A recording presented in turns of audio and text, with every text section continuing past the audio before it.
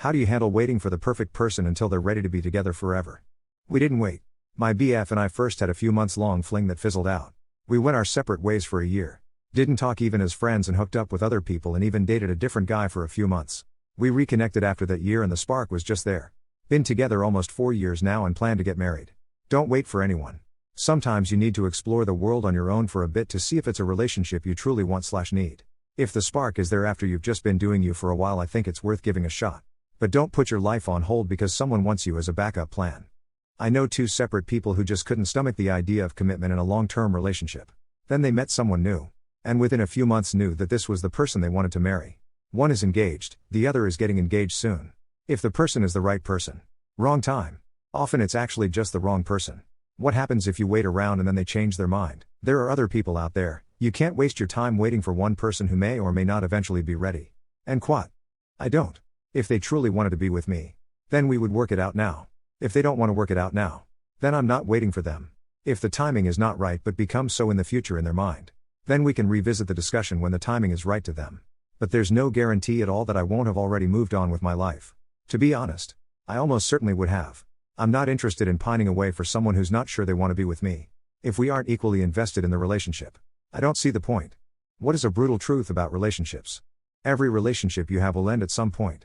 People come and go from your life. Sometimes be choice and sometimes not. Every relationship is a chance for you to learn and grow as a person. And you will help the people around you learn and grow as well. Strive to be better over time. And do what you can to help the people in your life do the same. Appreciate who they are and the time you have with them. And if there is a reason that you can't do that with a person, it is okay to remove them from your life. You should not depend on them so much that you do not know how to do things around the house. Do your taxes, where certain documents are, etc. My dad recently passed away. Last month. And my mom is having a hard time running the house without him. It's not just her grief, it's things she never learned because dad was there. You. Insert whatever word you use to describe your said person. Will pass away someday. Please learn how to do those things while they are alive. It's work and it's a choice you make. That spark may flicker and die out for a bit, so you have to do things to bring it back. You have to want it to work in the long run. Remember, you did grow up in the same house together, so they come with a full set of values, expectations, and norms that may be different than yours. Push for what you need, but remember to give what they need too. It is not the be all and end all either. You can be alone and be happy. A lot of people want unconditional love because it means they don't have to keep trying. Love should have some conditions. My love in our relationship is predicated on your ability to respect me and treat me well, and me do the same for you. A lot of people would be alone if admitted there are some conditions on love, and a lot of people would be a lot happier. Don't martyr yourself for someone who doesn't deserve it in the name of unconditional love. How has the fall of Constantinople affected your day-to-day life? I'm sure it put a huge damper on the spread of orthodoxy, which surprisingly enough inconveniently affects me 570 years later. There's Catholic churches, Baptist churches, Methodist, non-denominational, Pentecostal, Mennonite, all sorts of churches out the wazoo where I am, but only one Orthodox church, and that's over an hour away. Lol. I'm actually pretty lucky in that it's only over an hour away. I'll bite. The fall of Constantinople led to trade restrictions which gave Europeans an incentive to find alternative pathways to India and the spice trade. This set of events eventually directly lead to the rediscovery of the New World by European powers, the associated colonial period, and fueled/stimulated the industrial and social revolutions that followed. I think practically speaking the world would be less industrialized and technologically advanced if it weren't for the fall of Constantinople.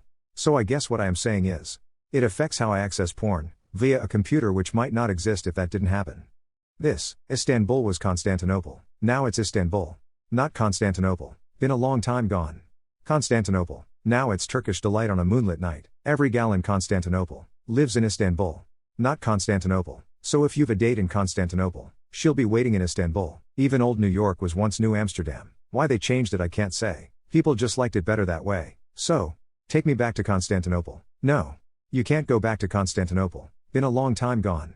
Constantinople. Why did Constantinople get the works? That's nobody's business but the Turks and quat. They mishear words or just hallucinate hearing things when about to sleep? Yeah, I thought that was normal. It's like the beginning of a dream being influenced by surroundings. It's likely hypnagogic hallucinations. And fairly normal. Mine are usually more visual. But there have been times as I am falling asleep where I will notice that I can't hear anything. As soon as I make the realization, sound comes back. Hallucinations are more common than people think. Because no one likes to talk about them out of fear or being labeled crazy. This would always happen to me, almost like I'm hearing only one end of a conversatio, but it was so odd since I could almost feel the hairs in my ears reacting to this audio my mind only generated. My friend said it might be related to OCD and I could see how it could be connected to my intrusive thoughts in that way.